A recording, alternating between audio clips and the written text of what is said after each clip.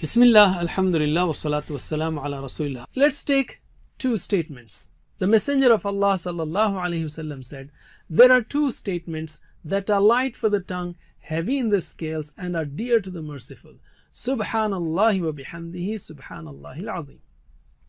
Subhanallah, glory be to Allah, or more precisely, Allah is free from defects and deficiencies. Okay, that is Subhanallah.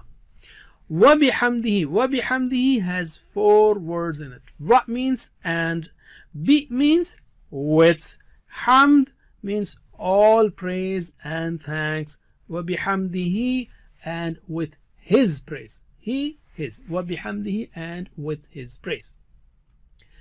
That is, Allah is free from defects as well as he is full of praise. And hamd means thanks also. Subhanallah, of course you know, glory be to Allah. Al-Azim, the mighty, the magnificent.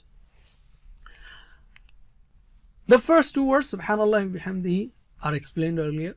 Here in the second sentence, Subhanallah al-Azim, we have Azim, and it's a very important aspect of praising Allah.